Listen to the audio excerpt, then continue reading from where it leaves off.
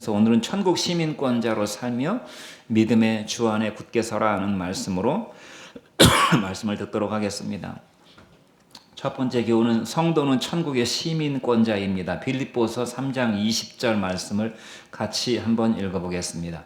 시작. 그러나 우리의 시민권은 하늘에 있는지라 거기로부터 구원하는 자 곧 주 예수 그리스도를 기다린다 그랬습니다.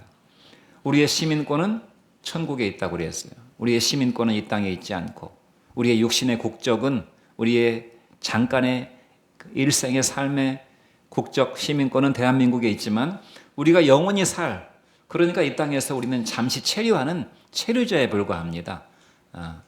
여기서 영원히 살지 못합니다. 우리가 살 곳은 영원한 천국입니다. 그 시민권이 천국에 있다고 주께서 말씀하셨어요. 우리의 시민권은 천국에 있는지라 거기로부터 구원하는 자 곧 예수 그리스도를 기다린다. 그러니까 이 땅에서의 삶은 천국의 시민권을 우리가 누리기 위해서 예수님을 기다리는 그런 기다림의 신앙, 마라나타의 아멘 주 예수여 오시옵소서. 주 예수의 은혜가 그리스도를 바라는 모든 자들에게 있을지어다 라고 요한계시록이 마지막 결론을 맺고 있는 바로 그 믿음으로 우리가 살고 있는 것입니다. 제가 인생을 제가 목사다 보니까 또 믿는 사람이다 보니까 여러분도 마찬가지일 것이라고 생각이 됩니다. 건강하게 살면 10년 정도, 70살 넘어가면 골골골골 하면서 남에게 부담이 안 주면 그나마 다행인, 그러니까 10년, 20년, 또 그 안에 또 하나님이 불러가실 수도 있죠. 이 10년, 20년이라는 인생은 그냥 싹 지나가 버리는 것입니다. 그런 걸 생각하면 오히려 늙는 것이 복이고 더 우리의 믿음이 간절해지게 되는 하나의 인생의 마지막 과정의 축복이라고 생각이 됩니다. 늙는 것이 서러운 것이 아니라. 우리의 시민권은 천국에 있다고 그랬습니다. 여러분, 우리나라 사람들이 해외 동포가 한 700만 명 되는데 거의 절반에 가까운 인구가 어디가 살고 있는 줄 아십니까? 미국에 가서 살고 있습니다. 오래전부터 미국으로 많이 이민 갔고 할 수만 있으면 미국으로 가고 싶어하는 사람들이 많았고 또 지금도 미국으로 이민 가는 사람들이 많습니다. 왜 그런가 하면 미국 시민권이라고 하는 것은 미국 시민으로서 누릴 수 있는 모든 권리, 보호, 미국은 세계 1등 국가니까 군사적으로도 경제적으로도 가장 강력한 국가니까 그 시민권이라고 하는 건 굉장히 자랑스러운 것이죠. 거기에 있는 모든 권리들을 누릴 수가 있으니까. 물론 미국이라고 하는 나라가 문제가 많고 좋으면 얼마나 좋겠습니까마는 그래도 세상에서 가장 강한 나라고 부유한 나라고 꿈을 펼칠 수가 있고 이룰 수가 있는 나라라고 하니까 심지어 반미를 외치는 반미주의자들도 자식은 다 미국으로 이민 보내고 미국의 문화를 누리려고 하는 이런 아이러니한 모습을 보여주고 있잖아요. 미국 시민권이 그렇게 좋으니까. 그러나 천국의 시민권은 미국의 시민권과는 비교할 수 없습니다. 천배만배, 아니 비교 자체가 불가능합니다. 천국 시민권은 천국 백성으로서, 하나님 나라 백성으로서 모든 누릴 것들을 부족함이 없는, 영원히 안전한, 모든 것이 부요한, 그리고 영원한 영광 가운데 들어가는 것이기 때문에 천국 시민권자라고 하는 것은 이 땅에서 누릴 수 있는 어떤 미국의 시민권이나 이런 것과는 비교할 수가 없는 것이다. 얼마 전에 우리나라 근로자들이, 삼성, LG의 근로자들이 미국에 그것도 3,500억 달러라고 하는 어마어마한 투자를 우리가 해주겠다고 미국한테, 우리나라에다가 좀 투자를 해야 되는데 그래 우리나라가 일자리가 많이 생기고 부가 창출되는데 참 어떻게 된 노릇인지 더 전부 해외로 가가지고 3,500억 달러라고 하는 어마어마한 돈을 투자해 주겠다고 해서 근로자들이 가서 이제 준비를 하려고 하는데 불법 체류자로 해가지고 무슨 문제가 있다고 그래가지고 쇠고랑 차고 다 감옥에 들어갔잖아요. 이런 역사가 없었는데 만약에 그들이 미국 시민권자였다면 그럴 일이 없었겠죠. 이렇게 시민권이 중요한 것입니다. 시민권이 없으면 돌아와야 돼요. 거기 살 수가 없어요. 성도는 천국 시민권자라고 성경이 명백하게 명시하고 있습니다. 천국에서 살 권리를 가진 사람이다 이 말입니다. 천국에 그냥 눈치 보고 들어가는 것이 아니라 못 들어가면 입국 심사에 걸리면 어떡하나 조마조마한 마음으로 들어가는 것이 아니라 시민권이 있으니까 그냥 막 들어간다 이 말입니다. 천국에 살 권리가 있고 천국의 모든 혜택을 누릴 수 있는 하나님 자녀의 권리, 하나님이 세상을 이처럼 사랑하사 독생자를 주셨으니 이는 저를 믿는 자마다 멸망치 않고 영생을 얻게 하려 하심이니라. 저를 영접하는 자는 하나님의 자녀가 되는 권세를 얻었다고 그랬어요. 시민권 정도가 아니라 하나님 자녀의 권리를 받게 되었고, 하나님 자녀의 권리는 하나님의 영광에 동참하고 하나님 나라를 상속받는, 그 개념을 상상할 수가 없어요. 하나님 나라를 우리가 상속받는다는 것이 상상할 수 없는 일입니다. 하나님이 돌아가셔가지고 우리가 하나님 돌아가신 그 유업을 받는 것이 아니라 살아계신 하나님의 그 영광을 똑같이 우리가 누린다는 말이에요. 이것이 천국 시민권자입니다. 또 성경은 우리를 왕이라고 그랬어요. 왕. 너희는 왕 같은 제사장들이라고 그랬어요. 10곡을 다스리는 권세, 달란트의 비유에 보면은 우리가 하나님 나라에 가서 무엇을 하냐면, 하나님은 왕이시니까, 통치자시니까 우리가 왕의 영광을 누린다고 그랬어요. 어떤 대상들을 다스릴지는 몰라요. 그러나 하나님은 우리에게 다스리는 권세를 주신다고 그랬어요. 상상할 수가 없는 것입니다. 그러므로 성도는 내가 천국 시민권자구나, 내가 천국에서 이런 영광과 권리를 누리는 자구나, 이 천국의 모든 혜택을 다 누리는 자고 내가 천국의 주인이구나라고 하는, 나는 천국에 속한 사람이라고 하는 소속의식, 그 다음에 나는 천국 백성이고 천국 시민권자라고 하는 정체성, 내가 이 땅에서 잠시 머무르는 것은 하나님께서 내게 천국 백성으로서, 천국 시민권자로서, 하나님의 자식으로서 해야 될 일이 있기 때문에 잠깐 이 땅에서 일을 하고 돌아가는 사명인이라고 하는 사실을 가져야만 되는 줄로 믿습니다. 그러니까 이 땅에서는 우리가 할 일이 있기 때문에 잠깐 머무르는 것이라는 사실, 이것이 바로 우리의 시민권은 천국에 있는지라고 하는 사도 바울을 통한 하나님의 말씀입니다. 이런 의식과 정체성과 소속감이 저와 여러분들의 심령 골수에 있기를 주님의 이름으로 축원드립니다. 이러한 확고부동한 믿음을 가진 자는 복이 있는 사람입니다.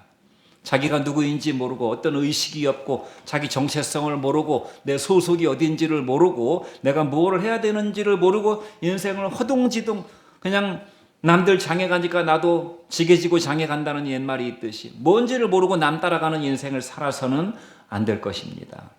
여러분, 정체성이라는 게 어떤 소속감이나 사명감이라고 하는 게 얼마나 중요한가 하면, 길을 가다가 어떤 사람이 갑자기 심정지로 쓰러집니다.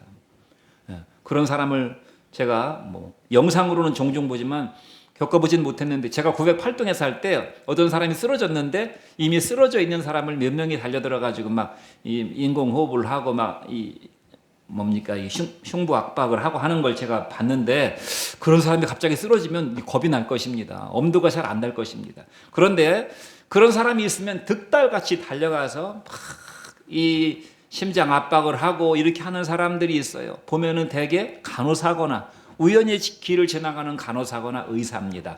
비행기를 타고 가는데 갑자기 어떤 응급 환자가 발생하면 사람들이 막 발망동동 구르고 어떻게 할지를 몰라요. 그런데 당당하게 걸어가서 그 사람을 살려내는 사람, 응급 조치를 취하고 심폐소생술을 하고 진료를 하는 그런 사람들은 의사들입니다. 의사는 자기는 지금 진료 중이 아니고 그냥 여행을 가고 있는 중인데도 그런 의식과 그런 사명감이 있다 이 말입니다. 자기가 의사라고 하는 의식이 있다 이 말이에요. 길을 지나가다가 그냥 근무도 아닌데 우연히 어떤 사람을 어떤 감으로 탁 보고서 그 사람을 딱 체포하는 사람이 있죠. 형사입니다. 그 사람의 눈에는 그 사람이 딱 눈에 들어오는 것이에요. 경찰관의 의식, 형사 의식이 있는 사람. 전쟁이 나면은 전쟁터로 달려가는 사람은 군인이죠. 다른 사람은 다 전쟁을 피해서 도망가지만 군인들은 전장으로 달려갑니다. 연평 해전이 일어났을 때도 휴가 맡아가지고 이제 배 타고 육지로 나가려고 하는 병사였는데 섬이 불타고 폭탄이 떨어지고 하는 걸 보고 다시 복귀한 사람은 해병대 병사였습니다. 얼마나 중요합니까? 자기 어떤 의식, 우리의 소속은 천국에 있고 우리는 천국 시민권자라고 하는 의식이 얼마나 중요합니까? 천국 시민권 의식을 가지고 있는 사람이라야 천국 백성처럼 이 땅에서 살게 되는 줄로 믿습니다. 사랑하는 성도 여러분, 성도는 천국 시민권자예요. 그 자부심으로 살아야 됩니다. 이 세상 어떤 사람도 부귀영화나 절대 권력을 가진 사람도 갖지 못한 천국 시민권을 가지고 있다고 사도 바울을 통해서 하나님께서 말씀하고 있어요. 그러나 우리의 시민권은 하늘에 있는지라. 얼마나 영광스러운지 몰라요. 밥을 안 먹어도 배가 부른 것입니다. 부족할 것이 없는 것입니다. 성도는 천국 시민권자인데, 그러면 성도는 천국 시민권자로서 어떤 행동을 하게 되고, 본성적으로 의사가 쓰러진 병자를 보면 본성적으로 달려가서 어떤 조치를 취하듯이 우리가 천국 시민권자로서 이 땅을 살아가는데 본성적으로 천국 백성으로서 어떤 본성을 가지고 행하게 되고, 또 때로는 어떤 부담감을 가지고 행하게 되고 어떤 의식을 가지고 행하게 됩니까? 여러분, 구약 성경에 이삭의 아들 야곱이 나옵니다. 야곱이 자기 형에게 원수가 져가지고 자기 형은 와일드맨이라고 그랬습니다. 그 야생적인 사람이었습니다. 들사람이라고 그랬어요. 막 사냥하고 막 칼로 막 짐승 잡아 죽이고, 그러니까 얼마나 터프한 사람입니까? 거친 사람이었어요, 자기 형 에서는. 반면에 야곱은 엄마 품에서 살던 정말 샤이보이, 부끄러움 많고 항상 내성적이고 주눅들고 이런 동생이었거든요. 형의 미움을 받아서 이 형의 혈기를 볼 때 자기 아버지 이삭과 자기 엄마인 리브가가 볼 때 이게 자기 동생이 제명에 못 살 것 같아. 그러니까 자기 외갓집으로 피신을 시킵니다. 야, 네 형이 지금 살기가 등등하니까 빨리 도망가라, 외삼촌 집으로. 그래서 원치 않게 청소년의 나이에 그냥 개나리 붓짐 하나 짊어지고 막 외삼촌 집으로 가다가 루스 광야에서 날이 저물어서 광야에서 잠이 들었잖아요. 베개 빌 만한 게 없어가지고 적당한 평평한 돌멩이 갖다가 베개를 비고 잠이 들었는데, 그 루스 광야에서 짐승들이 우러대는 적막한 광야에서, 그 무서운 광야에서 하나님을 만나게 됩니다. 너무나 이것은 그냥 우리가 꾸는 개꿈이 아니, 너무나 확실한 꿈, 하나님의 감동 있는 꿈을 통해서 살아계신 하나님을 만나게 된 후에 야곱이 어떻게 고백했습니까? 야, 하나님이 여기 계셨는데 내가 알지 못하였구나. 나는 나 홀로 이렇게 외로운 광야길을 걸어가는 줄 알았는데 하나님이 나와 함께 계셨구나라는 것을 깨닫고 자기가 베고자 하던 그 돌멩이를 가지고 단을 쌓습니다. 단을 쌓았다는 것은 하나님 앞에 예배했다, 그 말입니다. 하나님을 만났을 때 하나님 앞에 예배했어요. 그리고 하나님 앞에 서원했어요. 하나님, 제가 기약 없는 먼 타향으로 인생을 떠나는데, 자기 외삼촌 라반도 만만치 않은 사람이에요. 거기 또 외삼촌의 자식들이 있어요. 그들과 그들의 등살에 그 험난한 인생을 살아가야 되는데, 이 샤이보이인 야곱이 어떻게 그 인생을 살아가겠습니까? 그러니까 하나님 앞에 기도하는 것입니다. 하나님이 내 생명을 온전히 보존하여 주시고 나로 무사히 돌아오게 하신다면 내가 이 루스 광야에서 내가 단을 쌓고 정식으로 하나님 앞에 예배하겠습니다. 정식으로. 그래서 그 이름을 뭐라고 그랬습니까? 루스를 베델이라고 그랬어요. 베델 교회도 있잖아요. 베델이 무엇입니까? 하나님의 집이라는 얘기입니다. 내가 성전을 짓고 하나님 앞에 예배하는 삶을 살고 하나님이 내게 주신 그 복의 10분의 1을 하나님께 드리겠습니다라고 서원하고 그 먼 타향길을 갔던 것입니다. 야곱이 본성적으로 하나님을 만났을 때 했던 것은 하나님을 예배하는 삶이었어요. 예배라는 것이 뭐라고 그랬습니까? 절대 가치이신 하나님을 발견하고 자기 인생을 하나님께 헌신하는 것입니다. 드리는 것입니다. 그러면 내 인생이 절대 가치가 되는 것이에요. 절대 가치가. 사람은 다 가치 있는 인생을 살기를 원하지만 뭔가에 내 인생을 투자했을 때 그것이 영원히 남는 가치인가? 다 사라지고 변질되고 썩어지고 없어지는 그런 것들이죠. 그래서 인생이 허무한 거 아닙니까? 그러나 우리가 하나님 앞에 내 인생의 가치를 드리게 될 때 그것은 영원한 가치, 영원한 하나님이 받으시는 예배가 되는 것입니다. 이것이 성도의 천국 시민권자의 본성이에요. 하나님을 예배하고 싶어하는 본성, 이것이 천국 시민권자의 내면성인 줄로 믿습니다.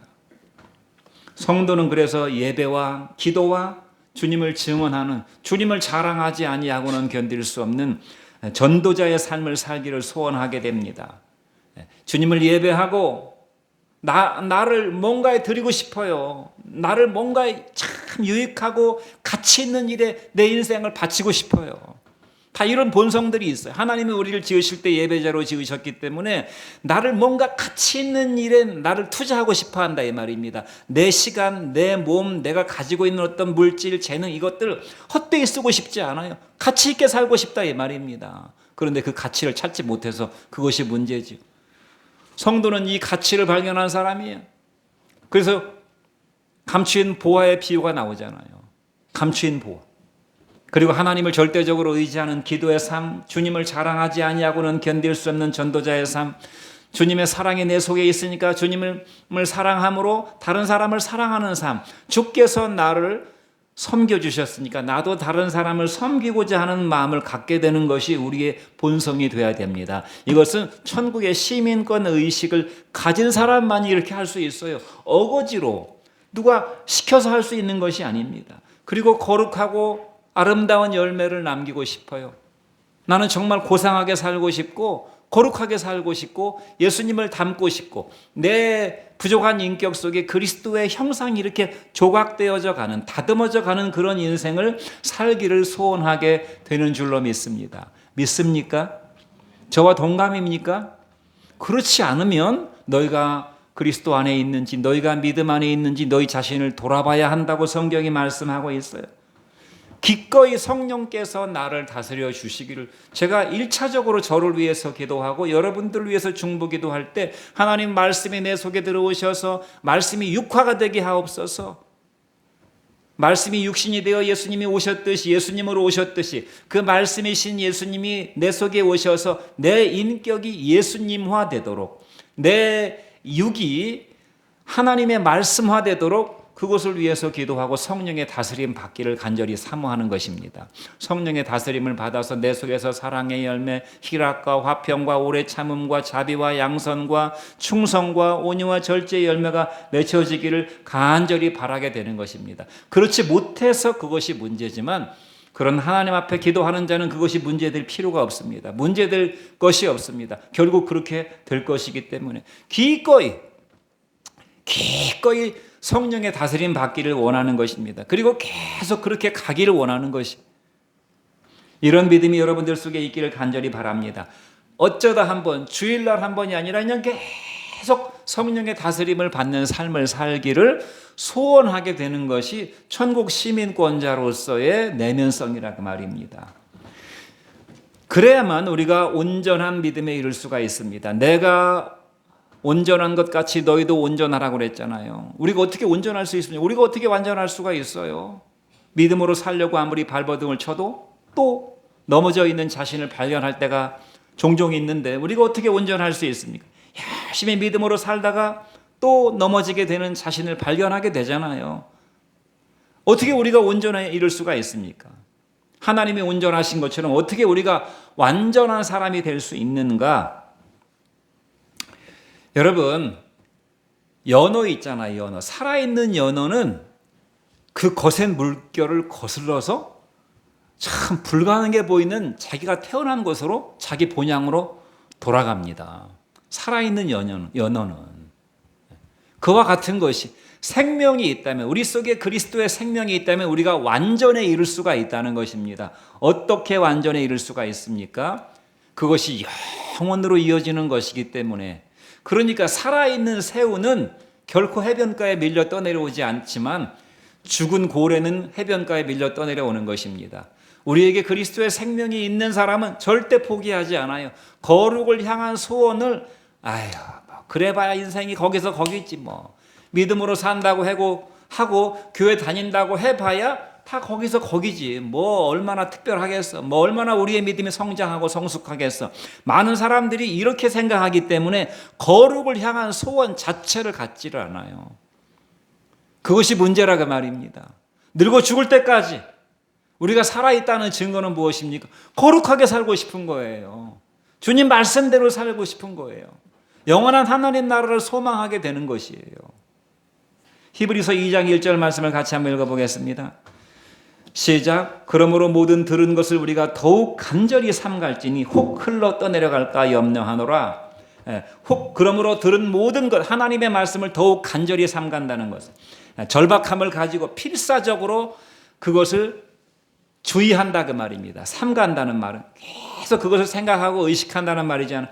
더욱 간절히, 그러니까 하나님 말씀에 대한 절박성. 이 생명은 절박한 거 아닙니까?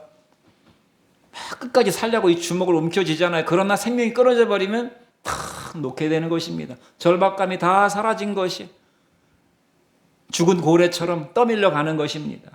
필사적이. 그래서 요한계시록 2장 10절에 뭐라고 말씀했습니까? 내가 죽도록 충성하라. 필사적으로 순종하라. 필사적으로 순종하라. 충성하라. 그리하면 내가 생명의 면류관을 내게 주리라라고 말씀했잖아요. 필사적으로 영적으로 살려고 하는 사람들은 영생의 면류관을 얻게 될 것이지만 그렇지 않으면 흘러 떠내려가게 될 것이다. 죽은 생명은 다 떠내려갑니다. 살아있는 생명은 떠내려가지 않아요. 아무리 물살이 거세도 이 세상 풍조에 떠내려가지 않는다 그 말입니다. 어떤 청년이 4층에서 빨래를 널다가 떨어져 가지고 하반신이 마비가 됐어요. 하반신이 마비가 돼가지고 평생 불구자로 살아야 됩니다. 의사도 이제 평생 안진뱅이로 살아야 된다고, 남의 도움을 받고 살아야 된다고 그래서. 그런데 이 청년이 걸을 수 있다는 생각을 포기하지 않고 엄청난 초인적인 재활을 해가지고 결국 걷게 됐습니다. 걷게 됐고 결혼도 하게 됐어요. 유튜브에서 그런 영상을 봤어요. 포기하지 않으면 그렇게 엄청난 힘을 발휘하는 것이 생명이에요. 우리의 육신의 생명도 그러하다면 우리의 영혼의 생명은 어떻겠습니까? 천국 시민권자는 끊임없이 세상에 도전하는 사람입니다. 도전해서 패배하는 것이 아니라 승리했기 때문에 도전하면 도전한 만큼 승리하는 것입니다. 도전하지 않는 자는 승리할 수 없어요. 우리가 영적인 승리를 이루려면 이 말로만 그러는 것이 아니라 무슨 듣기 좋은 말로 하는 것이 아니, 도전하는 자는 승리하게 된다 그 말입니다. 도전을 포기하고 도전할 의사가 없으니까 맨날 흘러 떠내려가는 삶을 살게 되는 것이에요. 거룩을 향한 도전, 하나님 앞에 기도하고 예배하고 주님을 증언하고 성령의 열매를 맺고자 하는 도전을 포기하지 않으면 열매가 계속 무르익어 간다는 사실입니다. 믿음의 성장을 계속 생명력을 유지하면서 믿음의 성장을 유지하게 되는 것입니다. 이러한 도전을 하고 주일날 하나님 앞에 와서 예배하는 사람은 살아있는 예배를 드릴 수가 있어요. 여러분, 우리의 키가 1년에 0.1mm가 자란다고 생각해 보세요. 0.1mm, 10년을 살면 1mm가 자랍니다. 70년, 80년을 살아도 1cm가 자라지 못합니다. 표시가 안 난다 그 말입니다. 자랐는지 안 자랐는지. 이것을 우리의 영적인 것에 대응을 시켜보세요. 우리의 믿음의 키가 1년에 0.1mm가 자란다고 쳐보세요. 10년을 신앙생활 열심히 했는데도 불구하고 1mm밖에 자라지 않아요. 우리가 평생 한 60년 신앙생활 한다고 쳐봅시다. 20대 예수 믿기 시작해서 죽을 때까지 한 60년 예수를 믿는다고 쳐보세요. 열심히 믿었습니다. 그래 봐야 6mm, 1cm도 아닌 6mm밖에 자라지 못해요. 우리의 믿음이. 6mm밖에 자라지 못했다는 것은 안 자란 거나 비슷하다 그 말입니다. 그래서 대부분의 사람들이 해봐야 죽으라고 신앙생활 해봐야 그게 달라지는 게 있나, 그래서 포기하는 것입니다. 그래서 믿음이 성장하지 않고 죽어가는 것입니다. 그나마 있던 믿음이. 그러나 이 0.1mm씩 자라는 믿음이 어디까지 갑니까? 60년 믿고 마는 것이 아니에요. 우리의 믿음은 영원히 가는 것입니다. 영원히 0.1mm 곱하기 무한대 해보세요. 그러면 그게 무한대가 되는 거예요. 그래서 완전한 믿음이 되는 것입니다. 죽을 때까지 평생 달려가는 믿음을 고수하게 되면 그 믿음이 상상할 수 없는 믿음, 온전한 믿음이 된다 그 말입니다. 믿습니까?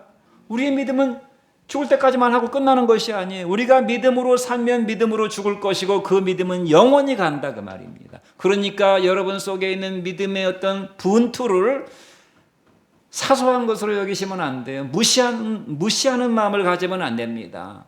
열심히 신앙생활 해봐야 뭐가 크게 달라지겠나? 이런 마음을 갖는 것 자체가 불신앙입니다. 마가복음 9장 24절에 보면 이런 말씀이 있어요. 귀신 들린 아이의 아버지가 자기 딸을 제자들에게 고쳐달라고 데리고 나왔습니다. 그런데 제자들이 이전에는 고쳤는데 그때는 믿음이 없었는지 고치지 못했어요. 그러니까 이 아이의 아버지가 크게 실망했습니다. 그때 마침 예수님께서 그들 앞에 나타나셨어요. 그러니까 이 아이의 아버지가 예수님에게 혹시 예수님은 고칠 수 있지 않을까 하고 자기 딸을 데리고 와가지고 고쳐달라고 얘기하는데 온전한 믿음이 아니에요. 내가 내 딸을 제자들에게 고쳐달라고 데려왔지만 하나도 고치지 못했습니다. 오히려 더 심하게 막 땅을 뒹굴면서 입에서 거품이 나옵니다. 막 눈을 뒤집어 깝니다. 이러니까 그나마 조금 있던 믿음이 다 다운돼 버렸어요. 눈에 보이는 현실 앞에서. 그러면서 예수님께 뭐라고 그랬습니까? 할 수 있거든. 뭐 좀 해보십시오. 하실 수 있거든. If you can 그랬어요. 예수님에게 조건을 달았습니다. 할 수 있다면 좀 뭐라도 해보세요. 이렇게 예수님에게 얘기하니까 예수님께서 뭐라고 그랬어요? 마가복음 9장 23절 24절 말씀을 같이 한번 읽어보겠습니다. 시작. 예수께서 이르시되 할 수 있거든이 무슨 말이냐? 믿는 자에게는 능치 못할 일이 없느니라 하시니 곧 그 아이의 아버지가 소리를 질러 이르되 내가 믿나이다. 나의 믿음 없는 것을 도와주소서. 예수님께서 할 수 있으면 해보라고 나보고 할 수 있으면 해보라고 그런 말이 어디 있느냐. 믿는 자에게는 능치 못할 일이 없느니라 이렇게 말씀하시니까 이 아이의 아버지가 나의 믿음이 없는 것을 도와주세요.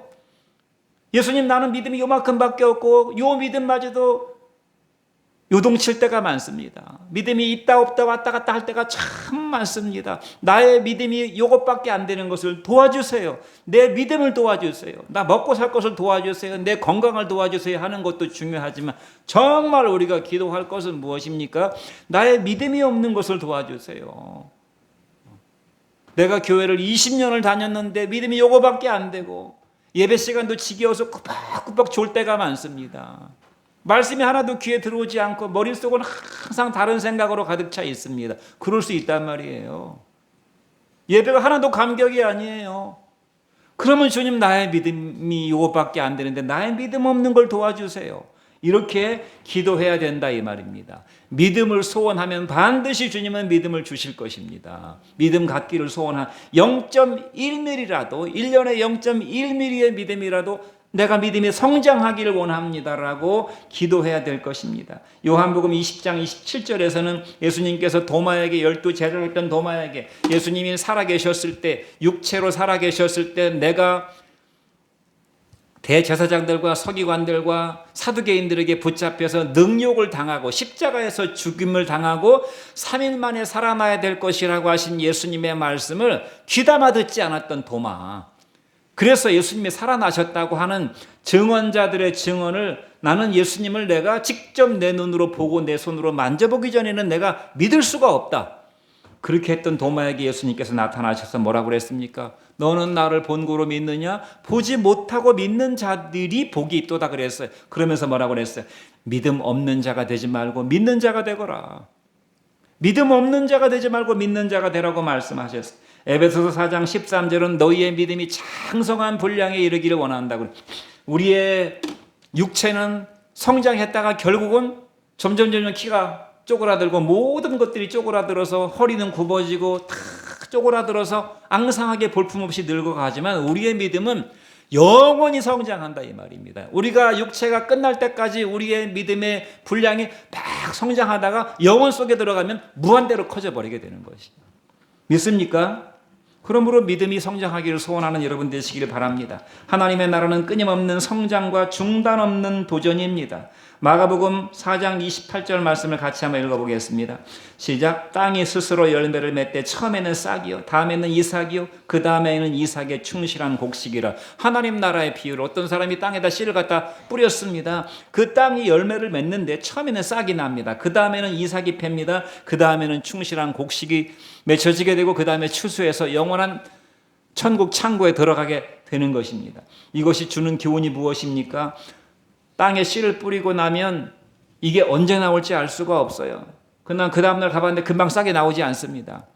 그러니까 아주 미미한 성장입니다. 미미한 성장이 계속 되는 것입니다. 그 안에 생명의 강력한 생명력이 역사해가지고 막 생명의 의지가 불타서 싹이 나오게 되고 이삭이 패게 되고 열매를 맺게 되고 결국은 생명력으로 열매를 맺게 돼서 승리하게 되는 것입니다. 이것이 바로 천국 시민권자의 본성이에요. 천국 시민권자 뭐 어떡하라는 얘기입니까? 너희는 천국 시민권자, 그러면 뭐 어떡하라는 얘기예요. 생각을 해봐야 될 것이 아니겠습니까? 천국 시민권자는 이러한 믿음의 성장을 계속 이루어서, 진보를 이루어서 하나님을 예배하고 싶고, 하나님 앞에 더 간절히 기도하고 싶고, 주님을 나타내고 싶고, 주님의 다스림을 받고 싶어하는 이러한 마음을 가지고 인생을 살기를 소원하는 자만이 천국 시민권자답게 살게 된다 이 말입니다. 믿습니까? 이런 믿음이 여러분들에게 있기를 간절히 바랍니다. 두 번째, 주 안에 살아. 빌립보서 4장 1절 시작. 그러므로 나의 사랑하고 사모하는 형제들, 나의 기쁨이여 면류관인 사랑하는 자들아, 이와 같이 주 안에 살아. 주 안에 서라고 그랬어요. 주 안에 서라. 이 서라, stand firm 그랬습니다. 견고하게 서 있어라. 이 서라는 말은 전쟁터에서 쓰여지는 전쟁 용어입니다. 선자는, 고대 전쟁은 다 창과 칼로 싸웠잖아요. 창과 칼로. 선자는 승리한 사람, 서 있는 사람은 죽지 않은 사람입니다. 선자는 승리한 사람, 최후까지 서 있는 사람은 승리한 사람이지만 넘어진 자는 다 죽은 자들이에요. 다 시신들입니다. 넘어진 사람은 패배자예요. 그러므로 너희가 주 안에서 서 있으라 이 말입니다. 넘어져 있지 말고. 넘어짐은 죽음이요, 견고히 선 자는 최후의 승리자가 되는 것입니다. 최후의 승리자가 되라고 말씀하시는 것이, 성도의 인생은 처절한, 치열한 영적 전쟁이라고 성경이 무수히 많이 말씀하고 있어요. 우리의 씨름은 혈과 육에 대한 것이 아니요 정사와 권세와 이 어둠의 세상 주관자들과 하늘에 있는 악한 영들과의 끊임없는 전쟁이라고 말씀하고 있어요. 그런데 그 전쟁은 우리가 힘들게 싸워서 이겨내는, 승리를 쟁취하는 전쟁이 아니라 이미 예수께서 싸워놓으신, 승리를 결정 지어놓으신 그 승리에 우리가 동참하는 것입니다. 동참하는 것이에요. 그러나 마귀는 아직 항복하지 않았어요. 마귀는 포기를 모르는 영적인 능력자입니다. 마귀는 포기하지 않아요. 누구도 포기하지 않아요. 마귀는 끝까지 대적하고, 끝까지 괴롭히고, 끝까지 그의 믿음을 빼앗아서 지옥으로 끌고 가려고 하는 존재입니다. 그러니까 선줄로 생각하는 자는 넘어질까 조심하라고 그랬잖아요. 지금 내가 서 있어서 승리한 사람인 것처럼 보일지 몰라도 넘어질 수 있다는 것입니다. 마귀는 포기하지 않아요. 마귀는 지치지 않습니다. 마귀는 휴식이 없어요.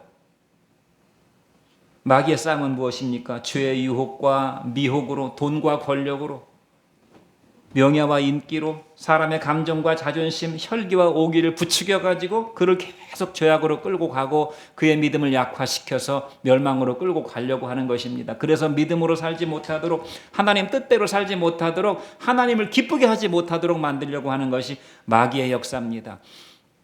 세상이 어수선한 것을 보면서 사람의 본 모습을 보게 됩니다. 훌륭한 사람인 줄 알고, 좋은 사람인 줄 알고, 의리가 있는 사람인 줄 알고, 뭔가 자기 신념대로 사는 사람인 줄 알았는데, 대부분의 사람들이 돈과 권력 앞에 자기 양심을 팔아버리고 의리를 팔아버리고 결국은 돈이었어, 결국은 권력이었어. 그런 사람을 한들 보는 것이 아닙니다. 명예와 인기 앞에 사람들의 눈을 의식하면서 얼마나 많이 변절하는지 알 수가 없어요. 여러분, 우리의 기본적인 믿음은 무엇입니까? 우리가 큰 일을 하고 많은 열매를 맺기 이전에 굳게 서는 것입니다. 주 안에서 굳게 서야 되는 것입니다. 그리고 견고하게 버텨야 됩니다. 잘만 믿음으로 버텨도 큰 일을 하게 됩니다. 자기 자리를 사수하는 것입니다. 여러분이 앉은 자리, 예배의 자리, 기도하는 자리, 여러분이 집에 돌아가시면 기도하는 기도의 자리가 있을 것이 아니겠습니까?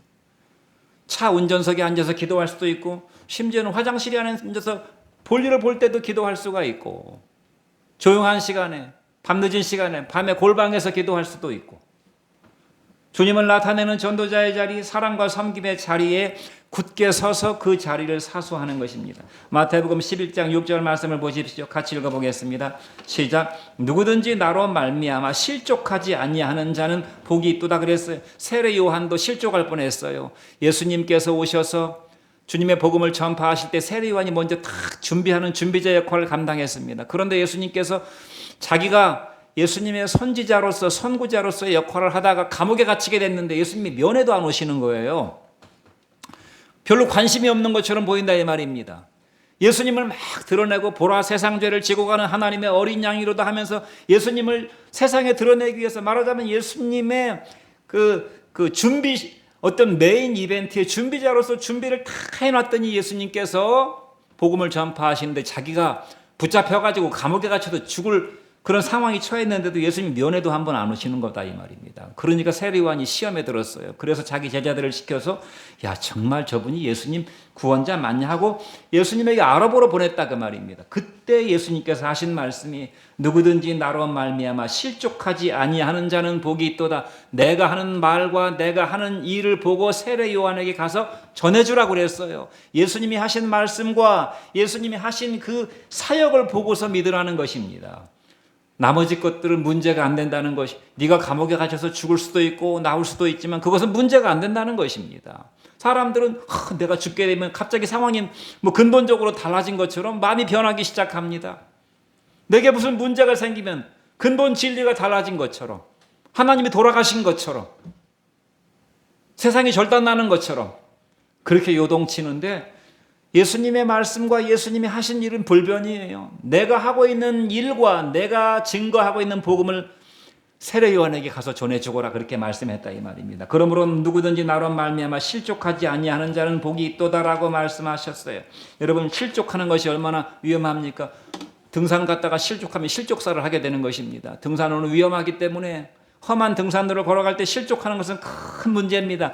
실수할 수 있고 실패할 수 있지만 실족하게 되면 화를 당하게 되는 것입니다. 얼마나 많은 사람들이 하나님 말씀 앞에 실족을 했는지 몰라요.